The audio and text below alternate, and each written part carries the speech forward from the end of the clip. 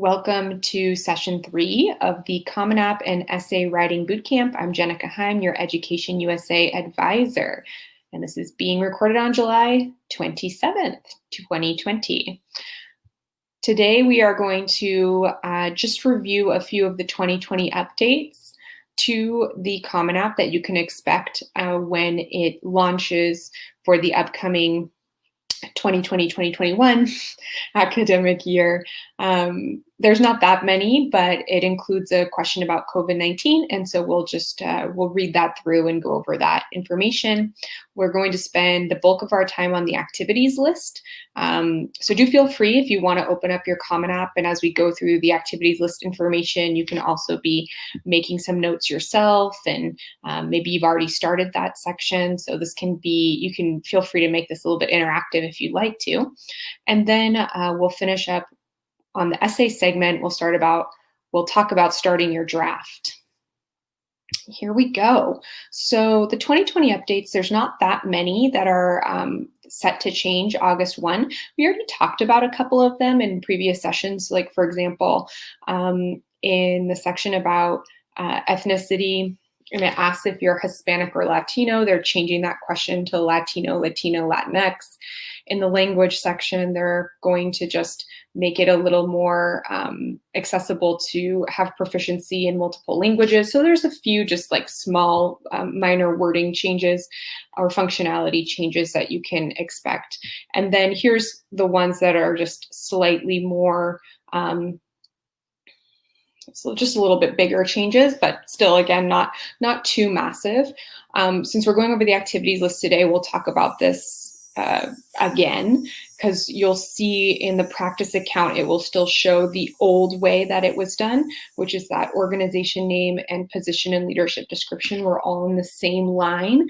Those have now been broken out into 2 separate lines, just to create a little more clarity for students, and I think probably to allow a few more characters.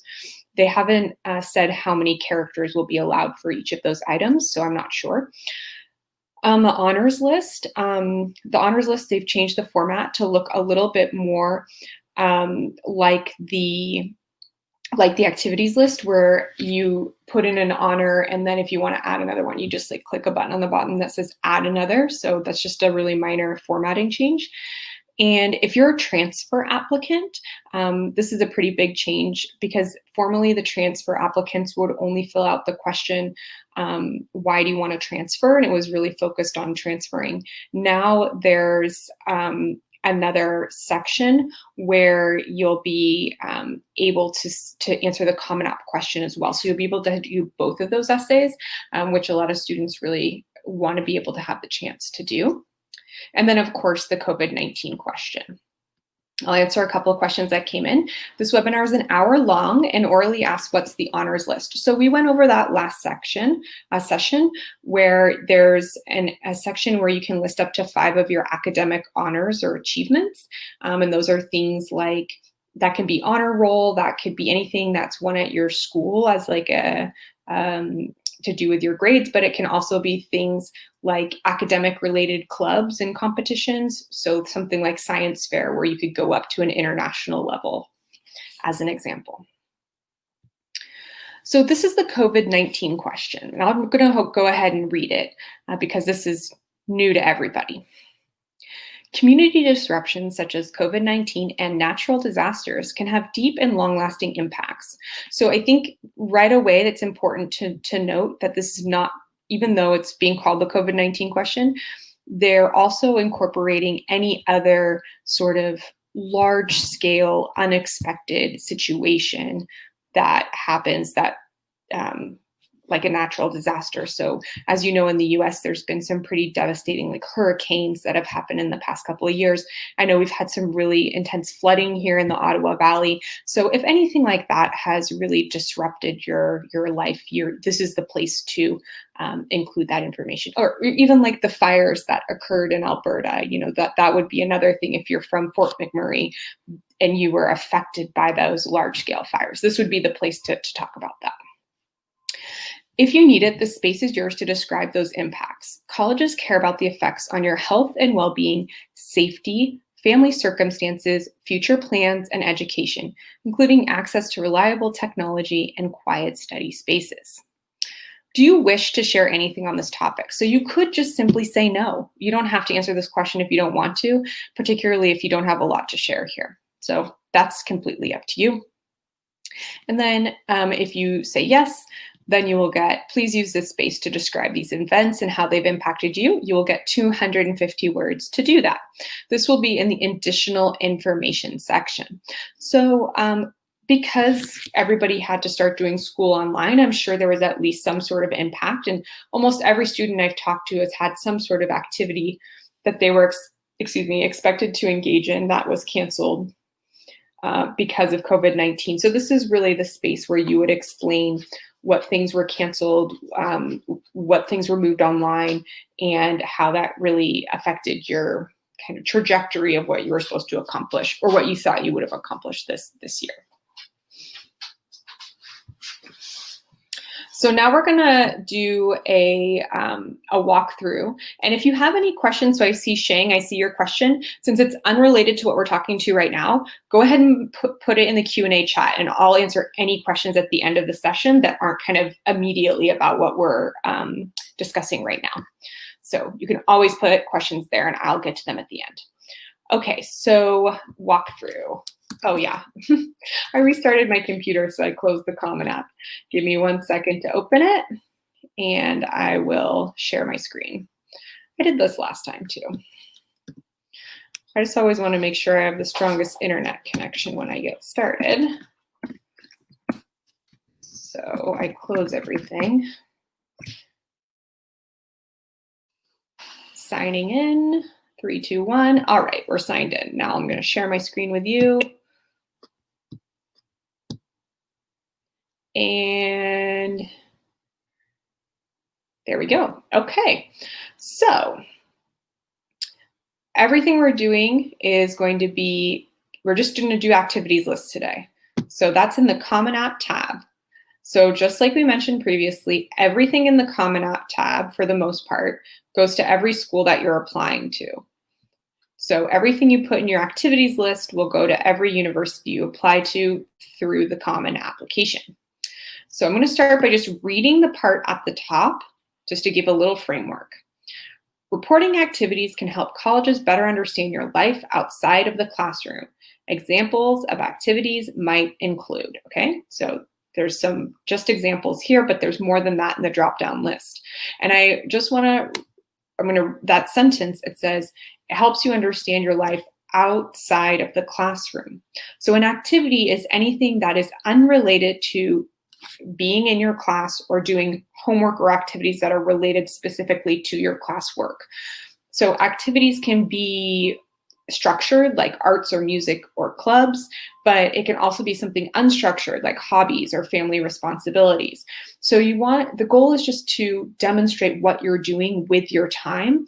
You always want to highlight activities where you're spending a lot of time, that you've been involved in for long periods of time, and or where you have leadership responsibilities or achievements. And so a lot of you, I'm sure, involved, this is everything since grade 9. You've probably been involved in more activities than 10 since grade 9. So it means that you have to be, you have to choose, you have to narrow it down to the things that you really want to share. And a lot of times people ask, should I do all 10? Well, if you have 10, then absolutely. If you don't, that's fine. I mean, I said everybody has 10. Not everybody has 10. A lot of people will have that many, but get as close to that as possible based on what it is you're involved in. I've worked with students before who have simply put like maybe 2 or 3 activities, even if they were involved in a lot more than that. And it's much better to fill out the form as fully as possible. Okay, so the first, if you click no, then nothing happens here and you hit continue, but you really should click yes. And then here is where you get to look at the different options. Okay, so let's just go over what the activities are. So academic, that's pretty broad. That I would say that might be something related to like an academic club. Art, Athletics. Okay, people usually have questions about athletics. Usually JV and varsity athletics, that means if it's at your school. Club athletics means if it's outside of your school. So those are the differences between those two things. That's very American language. Career-oriented. So this would not be an actual job because there's another category for paid work. Career-oriented means more like if you're involved in some sort of club or activity that's preparing you for a career. So like shadowing would be a good example. Shadowing, like if you're interested in being a doctor, you shadow at a hospital, that would be a good example of career-oriented. Community service volunteer work, that's pretty, I think, self-explanatory. Computer technology, so if you're doing coding or creating an app or anything like that, that's a great one for that. Cultural is where you might put any community activities that are related specifically to your culture. So that's a pretty broad category. It's kind of a catch-all for a lot of different kinds of activities, I would say. Dance, debate and speech. So those are very, like debate and speech, that's very, very specific, whereas cultural is very, very broad. Environmental, so that could be volunteer work, that could be a club at school.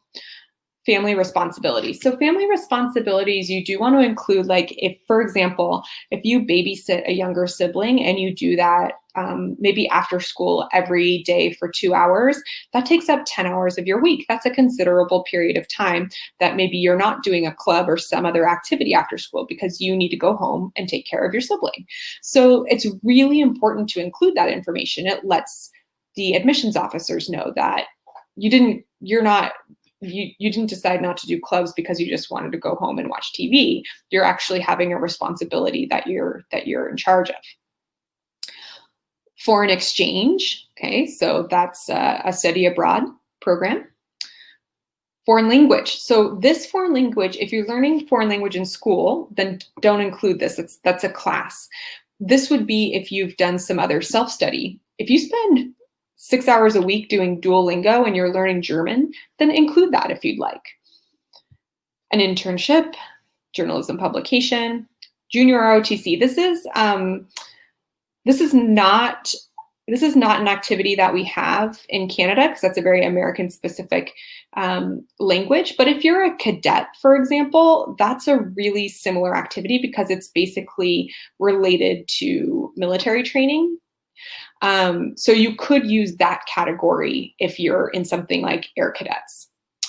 LGBT, music, so 2 categories, either instrumental or voice, religious.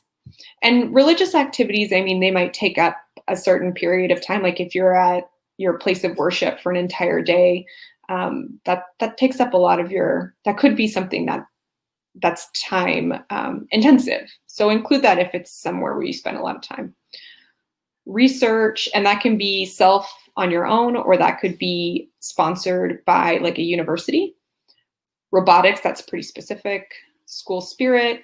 School spirit's not a super common thing in Canada. Like in the US, school spirit might be like if you're the mascot for a team, if you're somebody who's in charge of, there's actual school spirit committees where you're in charge of like doing things like school dances or things like that. So that might not be one that's relevant.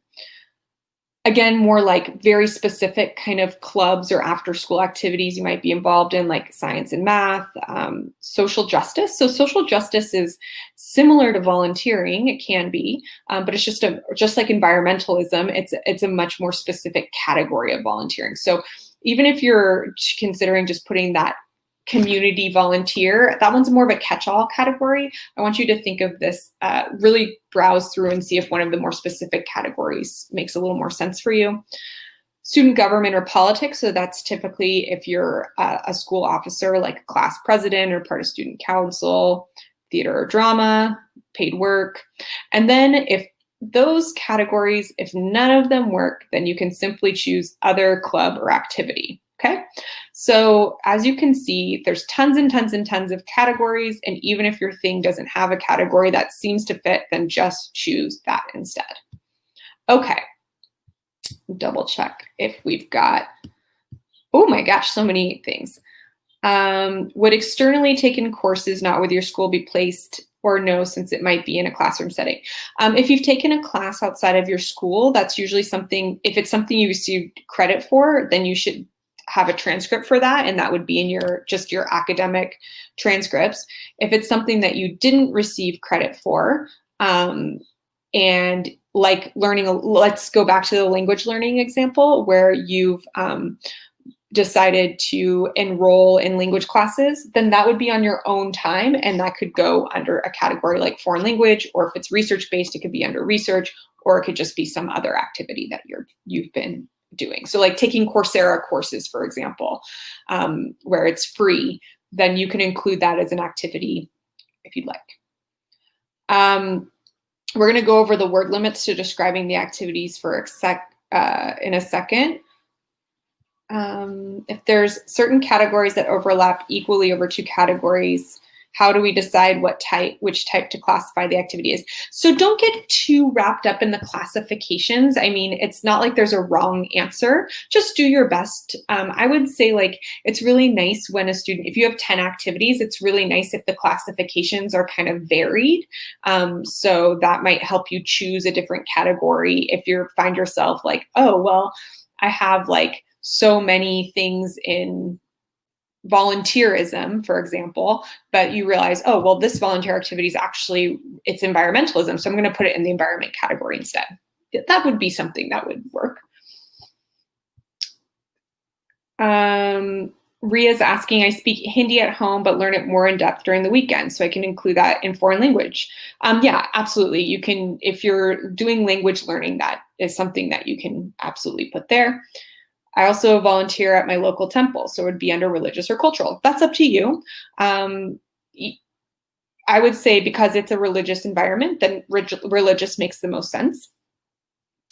Orly asks, is the paid work activity type for us to include any jobs we've had, or is there another section on the application for this? So Orly, there's no other section for paid work. So this is absolutely where you would include that information. Sumaya asks, would you recommend we try to categorize an activity under one that's given, even if it's not directly related, or under the other section? Depends. I would love to hear. Why don't you give me an example, and I can help you with it. If you took dual credits at colleges where you're in high school, where'd you put that? So for those, dual credits are credits that you've received, and they should be on your transcript, your high school transcript. So that's part of your academic record. And we actually went over the academic section last time, and there's actually a place where you can indicate dual credits in the academic portion. Amelia asked if you have a leadership position for grade 12, should you include that? Absolutely. So let's get to the next section here, and we can talk about that. So as I said, right now it says position, leadership description, and organization name is all under one section right now, and that's going to be broken out into 2 sections. So that's going to look a little bit different. I'm giving a sample here. I'm going to do journalism publication as the category, and I've included the editor of the school newspaper. So I'm going to use this as an example of Amelia's question. She asked about if it's a position for grade 12. So let's say you wrote for the school newspaper prior, you were a writer, staff, right? But grade 12, you're going to be the editor. So you want to include your most recent leadership and like the one that is the most meaningful leadership position. So you would just put editor, school newspaper, okay? And then even you've participated, maybe you participated all 4 years. We would know, just because you're only including editor right now, nobody's going to assume that you were editor since grade 9. And you can even specify that in the description area if you'd like. The timing of the participation, something like a school activity, you would put during the school year. You include how many hours you spend per week. Of course, this is an estimate. You know, you're not going to spend the same amount of hours every single week, but just try to get a sense of how many weeks it takes, how many weeks spent on per year. Newspapers probably all the time. So I'm going to put 30. And you can include whether or not you'd like to participate in a similar activity in college. Remember, we're using the word college even though it means university. Let's go back to the description. The description is only 150 characters. This is like basically a sentence. It is really not a lot of characters. So you have to be very, very economizing with the words that you choose. So I'm going to show you a description, and I want you to think of, is there a better way we can describe this activity? Okay, so we've got editor, school newspaper, and what I included was I edited and wrote articles for our school's newspaper, period. Okay, there's space for more characters than that, but that's the sentence I wrote. Now, how can we improve upon that? And I'm asking you, you can put that in the chat.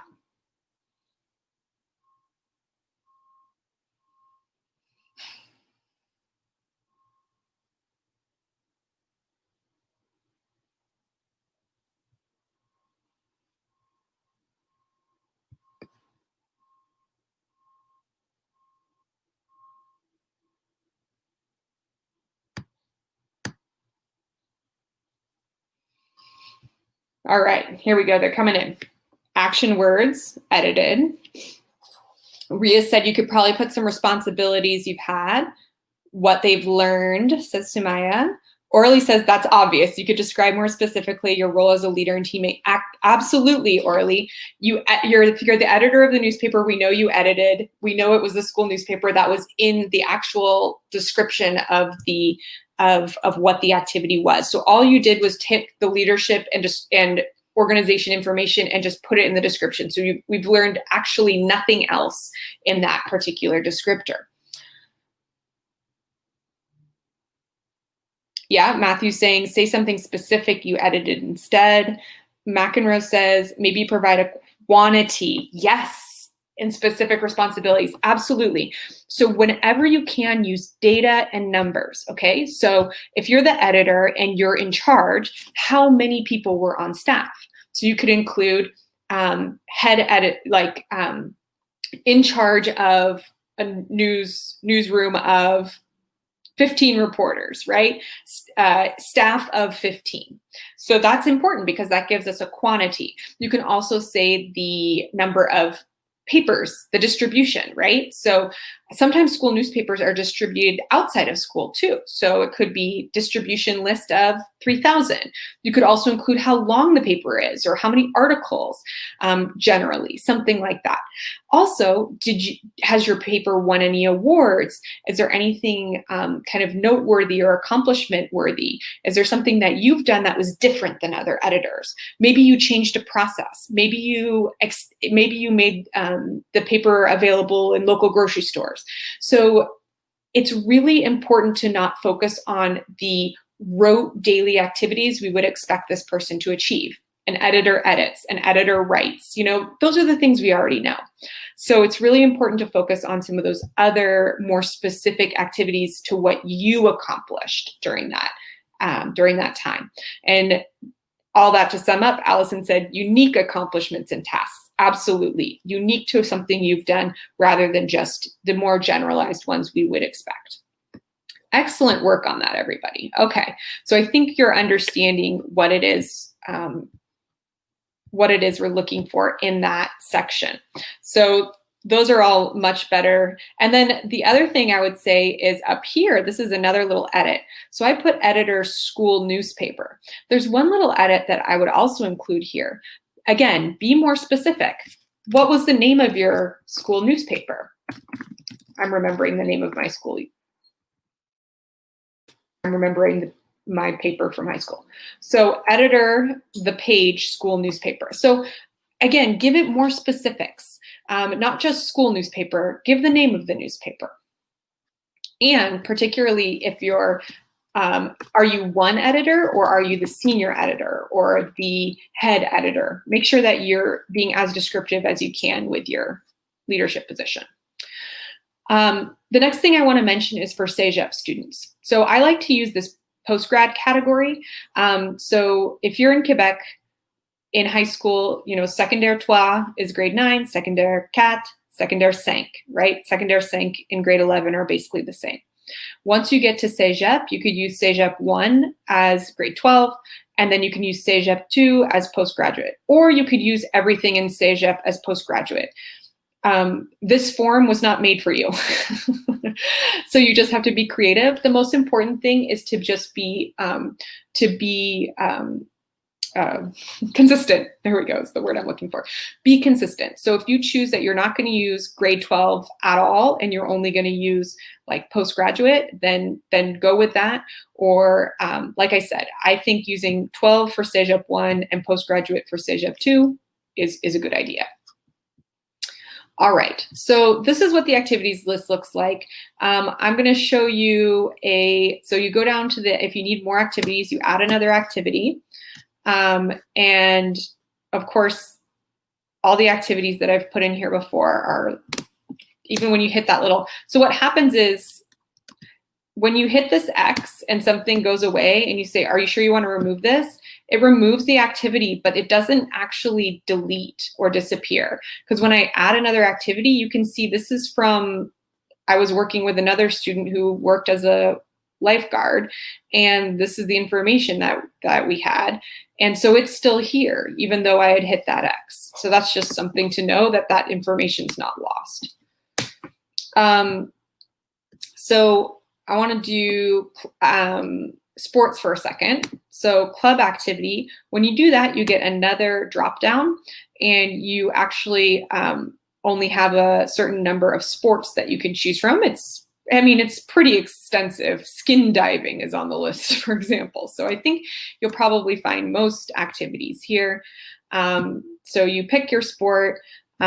Sometimes for a sport, you might not have really a position, so you might just be like a team member, but like, do try to think if you've done anything specific to the team, or if, for example, you're on a team like baseball, your position could actually just be your position. You could put pitcher, and then the name of your baseball team. All right, so you can do that. And then this goes to a question that somebody else had, which was, I'll stop sharing for a second. All right, Rihanna asked if you can combine two very similar activities as one activity. The answer is yes. So a good example of that is if you're an athlete and you're on a lot of different club teams. Maybe you've been on since grade 9, maybe you've been on 4 different club teams. Well, there's no reason to use up 4 separate lines of your activities list to list every single team you've been on. You might just want to highlight the name of the most recent team, or maybe the team where you've had the biggest achievements. And then you can kind of combine all together the hours that you've spent doing a club activity. So that would be one good example of a way that you could combine activities together. Okay, so another question. Do you need to write the description in a complete sentence format, or can you use commas to separate the information? Great. So that was another thing that I wanted to say. So in the description section, you should start with an action verb. Okay, get rid of pronouns. Don't say, I did this. Instead, just like on a resume, start with, wrote, columns, whatever it is. It's baseball, played baseball. Again, pretty obvious. We don't want to say played baseball. So you would start with the action verb. And if it was in the past, use a past tense action verb. If it's current, then use a current tense for your verb. Then go right into a shortened sentence. Use commas, use abbreviations, do your best to be economizing with your words. So that's something I'm very happy to review for you to make sure that you are doing your best to squeeze in as much into such a small space. Rihanna asks, when we're estimating the number of hours, can we include indirect or informal hours? For example, if you're in a sport, can you include the number of hours you train in your personal time? Absolutely, absolutely, because that's expected of you of your sport. So if it's travel time as well. So for example, for sport, if you're playing tournaments every Saturday, the tournament, you might actually only be playing the sport for, let's say, 2 hours. But if it's traveling team and you spend the entire day traveling, playing, all of that, then you've dedicated your entire day to that activity. It's a 9-hour activity, even if you're not playing the sport for 9 hours, right? So I do want you to think of like there is think of a time commitment to an activity as all the things related to that activity. Same with playing a musical instrument. You might go to practice 5 hours a week in the actual setting, but if you then continue to practice your instrument another 10 hours a week on top of that, you can condense all those hours into the one activity. So that would be the best way to approach it. Remember, you're just trying to account for your time. That's why athletes, oftentimes you might not have a ton of activities on your activity list if you're doing a sport that basically takes up 25 hours of your week because of travel, training, and all the commitments that are related to your sport. In that case, you do feel free to break out different teams that you've been on. Do feel free to also consider if you've volunteered your time to referee for younger kids and other things that are related to your activity. That's when you can break out your sport a little bit more if it's really the only thing you've been doing. Amelia asks, if you attained a leadership position earlier in high school, then changed schools and continued the activity, but no longer had the same leadership position, can you include the highest position you had, or do you have to include the most recent? I would say include the highest that you've had. And in your description, you can give a brief explanation of that. You could say, you could briefly say, like, even when you say grade 10, it could be like G10 or the name of your school. Like, you could condense to the abbreviation of your school letters, and that's when you held the position. Orly asks, what if the hours have changed throughout the years of doing our activity? Of course, the hours have changed. Try to just reflect on the most current situation. So if it's an activity that you're doing now still, then I would say try to think more about how you currently spend your time. Ria asks, I'm in cadets, but there's no additional teams within cadets. So I would include those cadet teams within the activity of just cadets. I suppose so. I'm not sure. I don't understand your question fully because I don't know cadets well enough to understand exactly what you mean by team within cadets. I don't know if you mean a sports team or if you meant some sort of group in the cadets. But like I mentioned, you can include any cadet related activities under the junior ROTC heading. That would be a good explainer for that. If there's a separate sport that's happening involved with it, you could break that out into a separate activity if you wanted to. Shelly says, if you know you're going to play a sport in your grade 12 year, can you highlight that participation in the participation grade section? Yeah, of course you can, because you're not going to be submitting this now, right? For most schools, you're submitting this January 1. So it means you would have started that activity. So you need to, if you start this now, which is a good idea, you can start working on this during the summer. Don't forget to update it. Once you start grade 12, you might get involved in different activities, or what your activities are might shift. So you need to make sure that this is an evolving list and that you're reviewing it and updating it up until you're submitting your application. Justine said, do I leave out the box of this year since I cannot continue the activity during COVID? Absolutely. So that's why there's an option to click whatever box based on the year. So you would just not include it if you weren't able to do the activity this year. And then during that COVID-19 question, that would be a space where you could say, I would have been involved in the activity, but it was canceled because of COVID-19. Right? So that's where you get to include why you were part of that activity. And that's going to be very common this year. A lot of students will have had a very similar experience to you. All right. Any other questions about the activities list?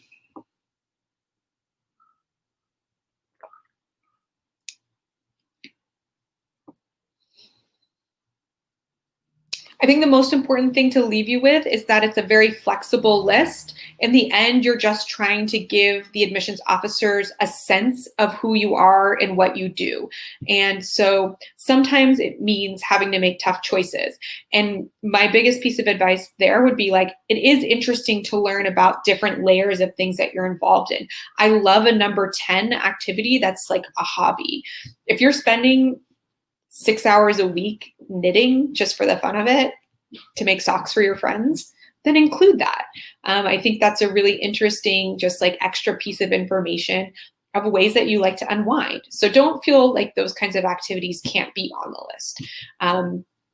And even for things like music or sports, if it's something you like to do on your own, like running for your own health or teaching yourself how to play a musical instrument, you can include that information as just something that is your escape. And I think that those can be really nice to learn about as well, because you learn a lot about a student and what they like to do when it's not an organized activity. Salim asks, if we apply early, would we get the chance to edit activities if they change for regular decision or no? So you don't get to edit anything that's already submitted on your Common App. But what you do get to do is once you apply to a university, if you applied early, then you also receive information to sign up for their student portal. Once you're signed up for their student portal, if you are deferred to regular action, so let's say you didn't get in early, they give you a deferral to regular. As part of the deferral, they say you can now submit additional information you'd like us to know since you've completed your application.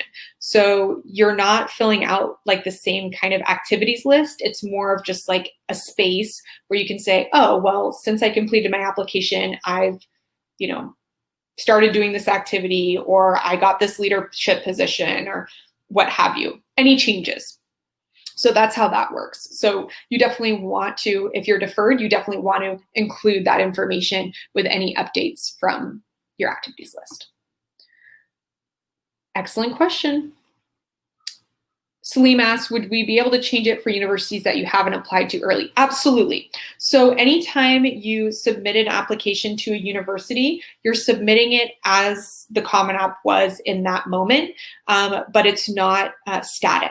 You can change your essay, you can change your activities, you can change anything within the Common App.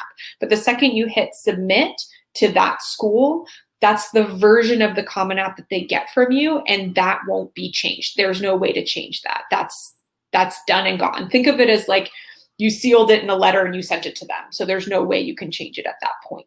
But yes, the actual program, you will be able to make alterations before you submit to different universities. Absolutely. Great question. You're not expected to, though. So like, while I say that, it doesn't mean that you should, for every university, try to create something unique in the Common App for that school. That's not expected at all, and can maybe backfire on you if you like try to write something university specific for one school and accidentally send it to the wrong school. But when it comes, let's say the activities list, if you're juggling between a couple different activities and you're not sure, and for one school you want to highlight one thing and another school you want to highlight another, yeah, you could potentially kind of alter your activities list for one school or another if you wanted to. Okay, excellent questions. I think hopefully the activities list is a little more clear now. So we're going to shift to beginning to write your essay. So let's start with a poll. And the poll is just to ask you about your essay brainstorming and outline activity. So I've, oh, it just says it's saving. Where would it say that? Okay, well, let's see if it opens. So basically, I want to get a sense of how many people have started on their brainstorming and outlining activities. And the next thing I want you to do is take a stab at writing a first draft. So once you have an idea, once you have a bit of an outline, just start writing. This is my favorite quote about writing. This is my quote, okay? Your first draft is the worst draft. That's why it's called the first draft. And I like to remind students that, because your first draft, especially in this assignment, is never going to be super strong, because you're still trying to figure out how to get all your ideas together. It's a really different kind of essay than you're used to writing. Most people don't nail it the first time. It would be very rare for that to happen. So it's okay that it's not going to be worth turning into somebody. So as long as you can wrap your head around that your first draft is like going to be a little bit, maybe meandering, maybe it's not as focused as it should be, maybe the ideas aren't fully fleshed out. That's totally fine. That's when you can start figuring out where you're going, where you're headed. You could even show that draft to me or somebody else to say, I know this isn't fully formed yet, but here's some of my ideas. What do you think so far? Nobody expects a first draft to be a final draft, right? So be okay with just getting started and just starting to get those words out there. So when you are starting your first draft, make sure you have your outline next to you, or, like you've opened it, you've looked at it, you're making sure you're really thinking about those themes, thinking about the story you want to convey. And like I said, don't be afraid to start writing, and it's garbage anyways. And I'm being very playful here, just to remind you that I think sometimes it can be the second you start typing something, it feels like it's really official. And I want you to remember that you will be throwing the first draft away, right? Because you will write other drafts, it will improve, and that one is not going to be seen by an admissions officer. So just get it all out there. As you're writing, make sure you avoid cliches and get real. And by that, I mean a few different things. Try to, instead of writing like a narrative arc that feels very generalized where you're not part of it, the essay that's about, this time when I wasn't doing well, and then I tried really hard, and then I did well. Oftentimes, if you're focusing too much on just the thing itself and not who you are within that thing, it feels cliche because it could be any single person. I want you to think about if you gave that essay to your friend and your friend read it aloud, and it could very well be their essay, it's not working, right? Because it's too general. It's too generalized to any person. So try to back away from just generalized story arcs. When I say get real, that means really center yourself in the story and make sure you're talking a lot about you, what you've accomplished, what you didn't accomplish, who you are, what you hope for, what you dream, something that's happened to you that's shaped your life in some way. So it needs to be very unique. We need to be able to, as readers, if we read that essay and don't know whose it is, should be able to know it's about you. I mean, granted that I know who you are, but you know what I mean? Like if your friend read it, it couldn't be their essay. They would be like, oh, well, yeah, that's my friend's essay. I know exactly whose this is. And show, don't tell means don't tell me your themes, right? We talked about this last time. Themes are something that's generalized, like I'm a good leader. Okay, so you're a good leader. Show me. Give me details. Give me specifics. Let me know a time when you showed strong leadership, right? So it's really important to use detailed stories. I see a lot of questions coming in, so I'm going to keep chatting through this because it might answer your questions, and then I'll go back and I'll look at the questions there. So during your first draft, I want you to just start exploring your topic and not worry about your word count yet. Obviously, don't write 7,000 words, but I think that's another thing students do is they're like, I have a 650 limit. I have to work within the limit. This is your first draft. You don't have to work with any limits. The goal is to really just to start writing and just seeing if there's something there with the topic that you think you're going to be working on. Don't start with the introduction. The introduction is actually one of the hardest things to write. Try launching right into your topic, and that might help you shape what you want to write in your introduction. And don't be afraid to share this draft to get opinions on the topic and the direction, and that includes sharing it with me. When it comes to an essay structure, there's no predetermined structure that you need to use for this essay. But when in doubt, feel free to use the 5-paragraph essay structure. It works great. I've read amazing essays in this structure. So by 5-paragraph structure, it means introduction, 3 body paragraphs, wrap it up with a conclusion. The reason the 5-paragraph structure exists is because it works. It works super well. And people expect, there's expectations that come with it. So, if the reader sees your 5 paragraphs, they expect that you're gonna, intro, have body, they have an expectation, and if you follow through with that, it's pleasing for the reader. So feel free to use that, or if you want to be more creative, you definitely can. You can write multiple paragraphs, you can use dialogue if you want. It's completely up to you. It's a personal essay, so you need to write it in the first person, of course. Tone should be a little less formal than an essay, like a research essay than you would write for school. You can use your own kind of words and language, but also it should still convey your grasp of grammar and writing skills. It needs to be edited. It needs to be polished.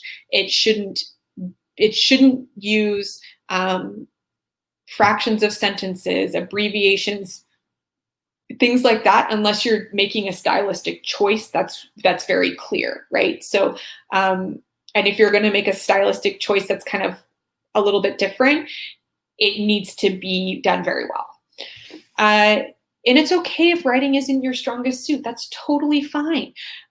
You can, this isn't about, the goal of this isn't like to fully judge people's writing skills. The goal is to convey who you are. So, so don't get too terrified if you're more of a math sciences person and you're applying for math sciences majors and writing isn't, your top thing that you're involved in. That's fine. You can even include information about that if you want to. As you're polishing your essay, here's a few other things that you should consider down the road. Give it a title. A title is a really nice touch. It's not necessary or expected. I mean, you don't have to, but I think it can be a really nice touch. In your introduction, you should have a hook. A hook is really about activating the senses. The best hooks are about smells, sounds, tastes, things like that, that really immediately bring the reader into your world and what it is that you're going to start describing moving forward.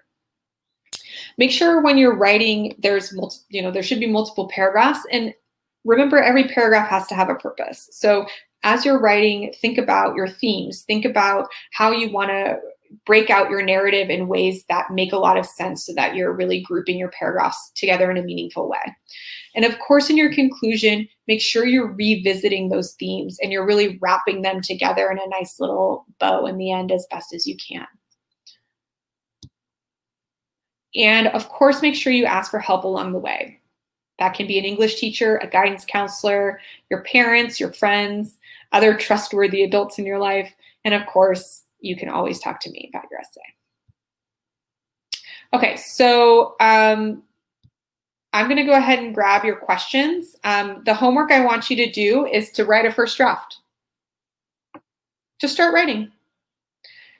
Do your best. It doesn't have to even be fully completed, but I want you just to start trying to string your ideas together. You can check out samples of essays on my website. I've got 4 up there right now. I'm always trying to add more of students who have written really strong Common App essays and have been successful in their admissions process.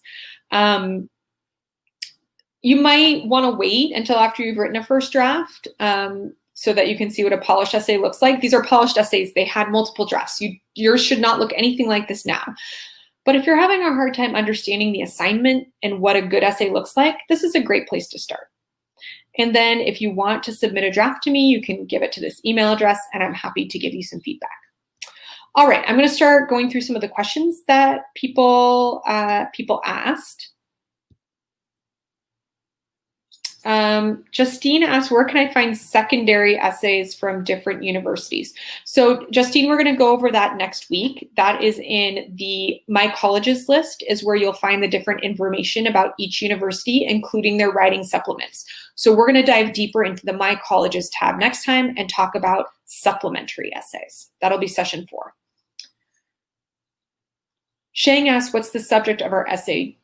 So Shang, go back to session 1 and we go over in more detail the different topics for the essay. There's 7 different topics for the Common App essay that you can choose from. Justine says, I have too many ideas. I need help with sorting which ideas to go into the secondaries. Yeah, absolutely. So, so part of looking up, creating the My Colleges tab and looking at the different writing assignments. And I had mentioned that in an earlier session where it's a really good idea to make a list of what your other topics are going to be, so that as you're picking your main topic, you can also kind of sort some of your other ideas into those secondary topics, and start to see if your universities have overlaps, because you'll start to see over and over again some schools that might have some of their supplementary questions in common with one another, and your supplementary questions might have you might be able to use your kind of secondary idea multiple times for different schools. Orally wants an example of a generalized essay. So I think the one that I see the most often is the time that I didn't get elected. I've seen that one multiple times. And the way that that one goes is, I worked really hard on the campaign. I tried really hard. I thought I would win. I didn't win. I was sad, but I learned kind of to get over it. And the problem with the trajectory of this essay is what ends up happening is it's very predictable. The arc is like, it's a very specific arc. The only kind of quality you learn about the student in the end is that they're determined, or that they learn from failing one time. And often what ends up happening is you don't learn anything about the student themselves. And so that's the reason that's a generalized essay, is if I gave you that generalized structure and I asked you to read it, it could be true to you. You could hand it to Allison. She could read it. It could be true for her. You could hand it to me. I lost a school election once. If I can read it and go, well, I could have written this essay as well, because there's no other defining details, then it's not going to be your best essay. So you have to think about, it doesn't mean that this kind of essay doesn't work. And you'll see if you go to that college essay samples, I had a student named Dylan, and he said, I want to write about losing the election. And I went, oh, I don't know. I've read some not that good losing the election essays. He's like, well, read mine and see what you think. I put it up as a sample essay because it is a good example that blew up. Because I can't tell you don't write about losing the election. That can be, he showed, yeah, that can be a good essay. And I got into university I wanted to get into with this essay. Okay, so that's the difference. It's not the topic as much as it's the generalized nature of the story arc. Another one that gets brought up a lot is the mission trip essay. So like the mission trip essay has a very generalized story arc of like, I went to this place and I thought I was going to teach the kids, and in the end the kids taught me. And it's again very, very predictable, and you oftentimes don't learn that much about the student if you kind of stick just within that predictable narrative structure. Okay, Shang asks if I can write in poetry. Absolutely. There are no restrictions in how you write. If you are a poet and you want to share poetry, you can absolutely do that. I think that is challenging to do properly, or to do in a way it's going to engage in the reader. But if that's a medium that you're comfortable in and feel like would best convey what you want to convey, you can absolutely do that. Allison asks, okay, so it looks like those were all the questions about the essay. We're going back to some basic questions about the common application now. So I'm just going to remind you of our of all the ways that you can get a hold of me. And I also want to let you know that we will be having a STEM showcase on Thursday that I would really like you all to consider going to. So if you're interested in a science, technology, engineering, or math field, we're going to have a bunch of universities who are going to talk about their institutions. And the one that's the most selective that'll be there is Rice. So I know we talked about Rice University at a previous session. So if that school is on your list, as well as some others like Illinois Institute of Technology, different schools like that. I'm just have this thing that says special offer. I know that looks silly, but did I put it up? Send it.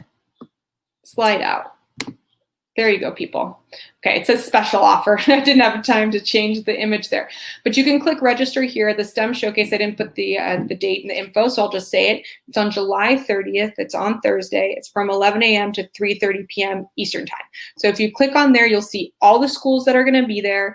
I'm also going to give a little seminar at the beginning about different things to know about STEM majors. So, you know, like pre-health advising and different things like that that students oftentimes have a lot of questions about. Okay, so that's that. So, okay, here we go. I can take a few more questions, and then I actually have another session that I have to jump to. And so if there are any unanswered questions, do feel free to email me. If we have similar lesson or theme as losing the election, but we have a different story that is very specific to us, is that better? So Amelia, like I said, the topic isn't the most important part. The most important part is what you share about yourself. So you can share anything you want and you can send it to me and I can let you know if it's working or not, as far as you kind of giving it a personal touch. Allison asks, if we choose to write about an experience that lasted for many years instead of a one-time event, how would we approach the writing and structure? Well, you might want to give, I've had students do kind of like vignettes of different time in their life. So each paragraph could be about some sort of meaningful, something meaningful and related to that experience. There's a lot of different ways to create your narrative structure. It just sounds like if you want to talk that out with me, we can do that. Justine says, can I write about my feelings and thoughts about the social and health issues during COVID not directly affecting me? Possibly. It's just that this essay is it's not an academic essay where you're just kind of musing about things that you're interested in. If you're talking about the world and what you see in the world and how COVID's affecting it, we're going to learn very little about you. So you have to remember that if you're going to talk a lot about some other topic that's outside of you, like COVID-19, you have to find ways to infuse your own story into that. Otherwise, it's not going to be particularly relevant for the reader. Okay, so that's important. In the Q&A, I've got a question about SATs. So Shang asks, should I worry that I haven't applied to the SATs yet? So go to thecollegeboard.org and you can look there to see if there are any options to take the SAT in your area. You don't have to be worried, but you should definitely see if you can register for an upcoming exam if you want to take one. Remember, a lot of schools are test optional. So if every school you're applying to is test optional and you're not an athlete, then you don't need to worry about taking the SAT. And a couple people have asked where they can find the previous sessions. So the recordings, I can copy and paste the recordings into here. So just give me 1 second. If there's any other questions, go ahead and put them in the chat. We have 2 minutes and then I need to wrap up. Okay. Boot camp. Okay, no.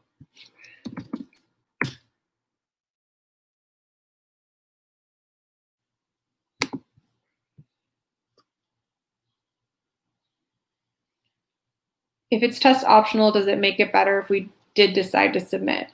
Whenever something's optional, it truly means optional, that you don't have to do it.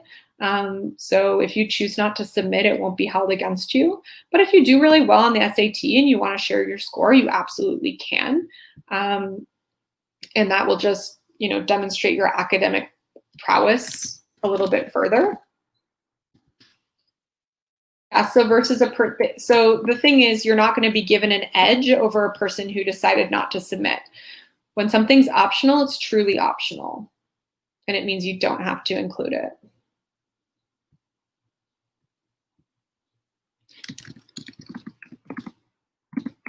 Okay, those are the links for session 1 and 2 in case you missed them. Okay. If all the SATs are booked, then you'll have to choose one outside of your area, or just simply choose not to take it. I know that if, for example, if you're from Vancouver, all the Vancouver sessions are unavailable. They've already been booked. So you can book in the United States, but problematically the border's still closed for driving across. You would have to book somewhere where you're going to fly. Again, I would say just don't take it if that's the case. Also consider taking the ACT instead if there's ACT options available close to you. All right, I have to wrap up. Thanks so much for your time. Our last session will be on Wednesday at 1 o'clock Eastern time, and we're going to go over the My Colleges list, which includes recommenders, FERPA, and any supplements specific to a university. All right. Orly asks if you have to offer an explanation. So Orly, if a school is test optional, then you don't have to offer an explanation for not including something. If it's optional, it's truly optional. You don't have to submit it. All right, bye everybody. Have a great day.